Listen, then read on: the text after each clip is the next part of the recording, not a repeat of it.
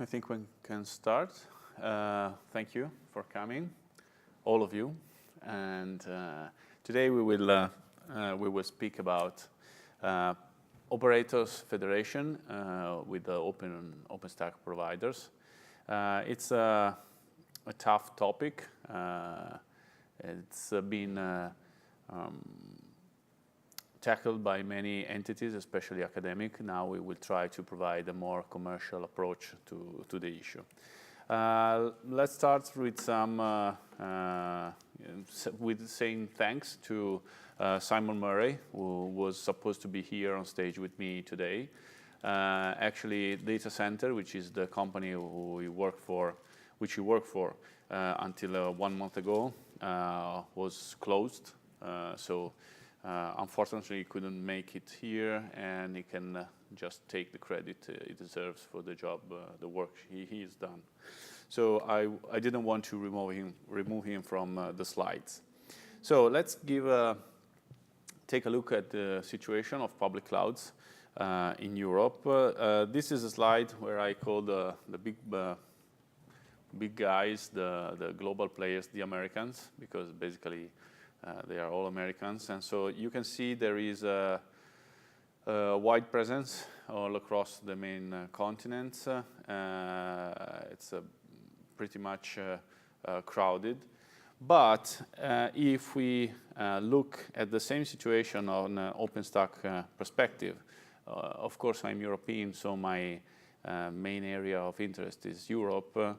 We can see from the marketplace, OpenStack marketplace, we can see there's a consistent presence in Europe of public OpenStack providers. These the ones listed here are just public cloud providers. So there's pretty much a lot going on in Europe about cloud. First of all, you all know that in May 15, 2019, the new policy, the new privacy law will be enforced, the GDPR. So a lot of things are going to change, especially in the regulation part for cloud providers. Also, there are two main tenders running in Europe about cloud services. One is run by Digit, and it's 34 million worth tender run in 2015. And running until 2019, which is called the tender Digit Cloud 1. And it's a pilot, basically, where the Digit and the institutions wanted to understand what could be the offering for public cloud adoption by the institutions and agencies. In this tender, we were awarded for the public cloud infrastructure as a service. And we are currently running in this tender and providing services. The other tender is a bigger one. It is led by one single agency, which is the European Food Safety Agency. Sometimes they run tenders as consortiums of agencies. The EFSA led a 20-agency consortium for a 65 million euros in 4 years tender, providing basically IaaS and PaaS via CMP and a broker to share all the access to the resources. So given that this is the scenario, especially in Europe, why federation? There are several reasons by which we consider federation an important alternative and an option.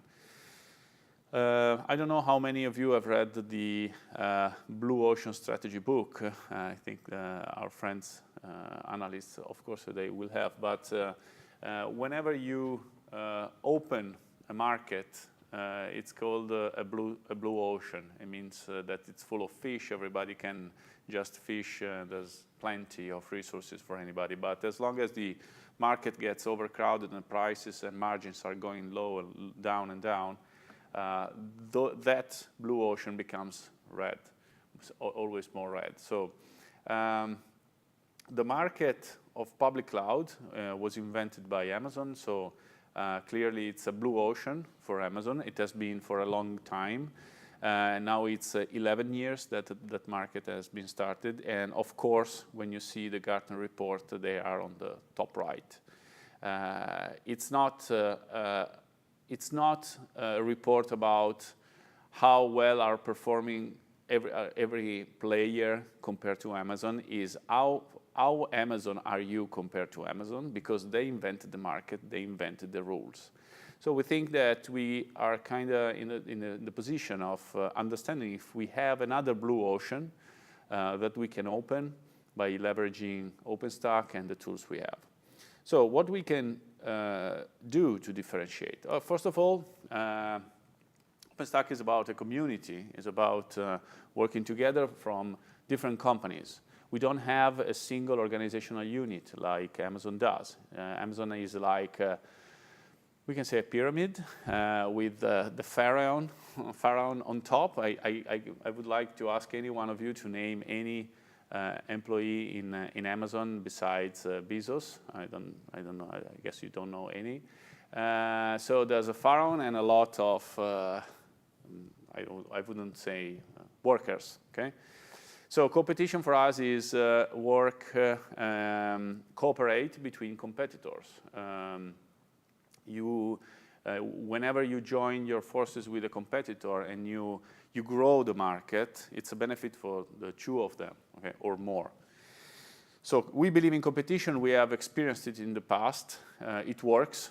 You can deliver very good services because you share experiences. You get some, you give some, and the market grows for both. Okay, it's all about making the pie bigger. It's useful, the federation, because as of today, every single OpenStack provider has no way to compete with Amazon with capacity. No one can scale as much as Amazon does in the timings that Amazon can provide. I mean, I remember the Pokemon Go event when basically Nintendo was struggling with its infrastructure, and they moved 100,000 servers overnight to Amazon, where they stayed for 1 week, leaving just $1 million, and then moving away again to, I think it was Google Cloud Platform, 1 week later. So as long as Kubernetes gets more and more interest and more adoption, and the portability, portability of application will be something common, we should expect this kind of swarming around of applications around different providers. So having the ability not to just grow steadily, but also to sustain storms or bursts from one moment to the other, yes, it's very important. So if you are part of a federation, you can provide access to a larger pool of resources. Improved resilience, because not all the OpenStack providers can provide multi-region for many reasons. Maybe makes no sense running multi-region in one single country, and they have no international network. Maybe it's too expensive to start up a new colocation in another place. So if you have a cloud which is a single region, it's by definition non-cloud. Okay, so you would like to enable at least 3 regions or more. And also, it's very important to understand that if you work with your competitors, you are definitely getting more, how can I say, a more skilled point of observation about what you're doing and what other people are doing. So it's all about, as I said, it's all about making the pie, the cake bigger, because 100% of nothing is nothing. So it's better to have 50% of something. Okay. So let's discuss about what federation is. Basically, it's a set of services to provide a single point, a single gateway to users to enter a network of providers. We can imagine a federation. Maybe in the future we will have a federation of all public cloud, public OpenStack provider. So you can imagine your local provider as your gateway that provides you with support, local support in your local language. So you enter this network via your gateway, your preferred gateway, and this gateway is responsible to manage you as a customer. So you enter this gateway and you can access via this gateway the resources on other services. On a technical standpoint, basically you are just creating a user in your local provider, and then you are injecting this user in the federated other providers. The federation is an agreement between providers. So if two providers do not agree for a federation, this user will not be allowed to move away, to move on a remote supplier, we can call it, and provide resources. We do want to provide a seamless UX, user experience, because we don't believe very much we should have a single CMP for everybody.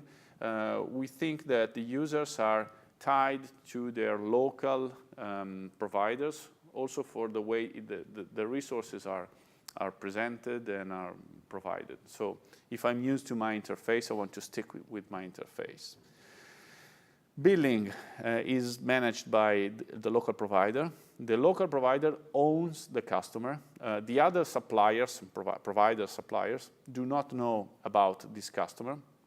They invoice directly the originating provider, and then the provider bills the user, the customer. This back-to-back billing is managed by Silometer for accounting. So you just exchange accounting data between the providers. So you don't share any invoicing stuff. So if we are 3 providers, I can agree, provider A, B, and C. Provider A can agree with B for a price list, which is a 20% discount off the official price list. Then provider C can agree with B a 30% discount because of increased volumes, etc. So there are bilateral agreements where anybody can decide its prices, policies, and definition. So it's open to bargaining and agreements. The integration must be very flexible, so it must be supported by, it is supported by Horizon, of course, but once you have the user injected on the other provider, it's a standard OpenStack. And the main important thing is that since we have seen failing so many initiatives about federation, like Green Cloud from former HP executives and Deutsche Börse in Europe, the basic approach was you give us your home keys and we will plug you into this wonderful superior entity. Okay, this is not the approach. We want to, federation is about respect and independency. We want every provider to stick to their own roadmap. We don't want them to change it. They must go to a federation because they see value. They bring value from the federation. So, and if you find value, the federation makes sense. If you don't find value, yeah, it's just another useless project. So, flexibility provides resiliency. As long as providers can move inside the federation, can just change, like when you're in bed, you know, try to find the right position, and you want to be just tied in your sheets. It's important that all the providers are able to just move and just also sometimes fight to find a new disposition, a new displacement. What we want ask the providers to do is to submit, to be submissive to the great CMP that everything sees and everything rules. Okay. So on an architectural standpoint, federation should be 2 keystones, so it's 2 identity provider talking to each other and providing each other tokens for the respective users, so that the user on provider 2 should be able to authenticate with its own credential on provider 1 and use the remote services. This is true by design. Keystone says it supports it, but actually it does not. Okay, there are several issues with domains and with implementation that do not make it possible. Domain admins, once they're on, they show everything. So it's basically very, I think, illegal on a practical standpoint to use domains because they list everything inside the remote provider. So because you can list basically everything the other provider has. So if I were a provider providing access to a remote one, I wouldn't like this remote peer to see all the customers I'm running. Also, policies cannot be used because list cannot be used. And so any management application we would use to manage users and domains, etc., would be broken, basically. You cannot list the stuff. So I started this discussion with Matt Jarvis, who was the head of cloud computing at Data Center more than 1.5 years ago. At that point, the federation staff was basically run by academical research entities. And it was basically pointless. It was made just to share computational power, but academics they tend to be just Byzantine, and the stuff they made was unusable. So we just decided to go with a very simple approach. Given that we could not use native Keystone functionalities, we decided to design a proxy for Keystone so that we could have just this small piece of software sitting on top of Keystone that could have received domain management and federation related operations and filter them in order to talk to the local Keystone with admin rights. By this approach, you would not be needed to provide your admin credential, your Keystone admin credential, which is the golden keys of your entire network, of your entire cloud, to someone else. And you will be basically able to turn on and off authorization for remote providers to just come in and create users, domains, tenants, users, and to set them quotas, etc. Okay, so we thought that this could be a lightweight approach, very simple.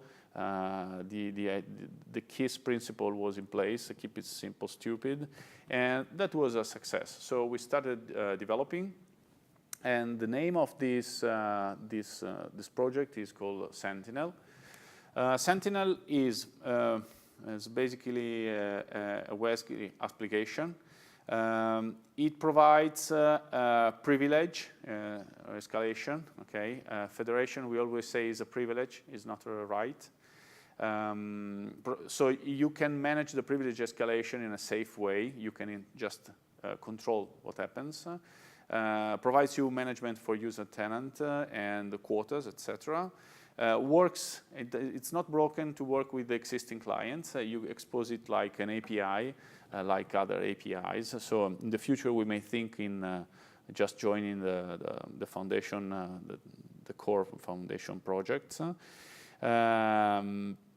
Provides a filter, can collect data and filter in order to show them to the requesting provider. It's written in Python, of course. If we want to work with OpenStack, it's a must. And in order to run, it requires Okata Horizon, which supports the federation stuff. So basically, when the federation is in place, you will have a menu, a drop-down menu, where you could choose the provider. So every time you can just choose from the menu the provider, and you are automatically logged on to the remote provider. So what are the benefits of this approach? Is that Sentinel is very easy, super easy to integrate. You don't have to touch anything inside your existing configuration. You only need to have domains active. So your existing customers must be in a domain, so you can add more domains for one domain, one provider. Inside the domain, you will have multiple projects and multiple users. So we want it to be the less invasive possible. The idea is that you join the federation because you want, not because you are tied to it. Allows for price freedom. Federation makes you able to discuss the price list and the economics with every single provider by also changing them during time. So whenever you have an increase of volumes, I may be providing a lot of instances from a remote provider in Finland that's providing me a very good price for, high computation instances.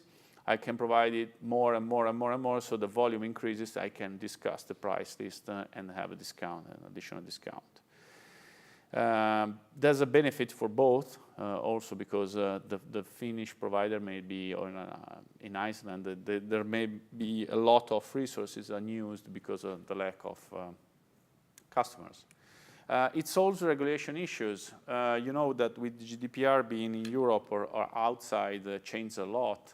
If I run my workloads in the US as a provider, and if I just set my foot into the US territory, I am subject to the Patriot Act, which means that anytime almost anyone with a suit can come with a paper and ask me for any details about my users and every detail. Okay? Some providers do not want this, and customers of some providers, especially in Europe, do not want this. So to stay away from some particular regulation, particular countries may be interesting, but if you federate with someone that's in those countries, and so the user is responsible to move his data from one country to the other and accept the responsibility of moving and does not delegate it to the provider, it might be feasible. I don't know. Enter may federate with OpenStack provider DreamHost in the US, and we can just have the user accept the liability when he or she moves the data from the Europe to the US. So it's making easier to move data across country, national boundaries. It is OpenStack-friendly, of course, not only because it works only with OpenStack, but it doesn't break anything. And it can be installed like a service, like an API service, so a daemon. So it's very easy to maintain, it's very easy to run, can run in a container, so it can match your existing CI/CD, basically. And the other thing we think it's a benefit is that if you are on your own, it doesn't mean you are alone. This is very important. When you run an OpenStack public cloud, basically so far, except for the support of the OpenStack community, you are basically alone running your business. And recently, the interest, especially from the working group of public cloud operators, has been raising, and I'm happy about that. But there was this misunderstanding about what users are. You know, the OpenStack logo is all about devs and users. And I have always considered users as the end users, the developers that use OpenStack. But in the main understanding here, users are the people that use OpenStack, that run OpenStack. In my opinion, users are the people that use OpenStack to run their workloads. So being together with other people and sharing the use cases, basically, and business issues, technical issues, etc. It is very important to not to get you stuck, to give your roadmap just an increased and a faster pace. So what we are going to do. Actually, this slide was written when data center was already there, and we were already running it in production. We wanted to come here and show real-life federation example. we could not do this. So if you want to just see a demo of how it's working, you can come at our booth, which is A19, and you can talk to Federico that's here and ask for a demo. We would like to foster the discussion about federation and have more operators involved. So if you could spread the word, it would be great. We would like to have a Keystone addressing the issues with domain admins. So just push the discussion back into where it should be. We have found a workaround, but maybe in the future the Keystone team will address this stuff with more use cases also. You know, there was no one using this in production on public cloud. Now there is, so I would like to have a confrontation with them. And of course, it's open source, so you are invited to contribute to the code. So I would just like to end up with this very European guy. So remember that federation is all about playing a game with very big people. So the unity is strength, and so I really believe that federation can be an interesting option to do something different, local. Usually people say usually global companies say think global, act local. I would say the opposite: think local and act global. So this is it. Thank you for coming. And if you have any questions. No questions? Okay, thank you very much. Bye.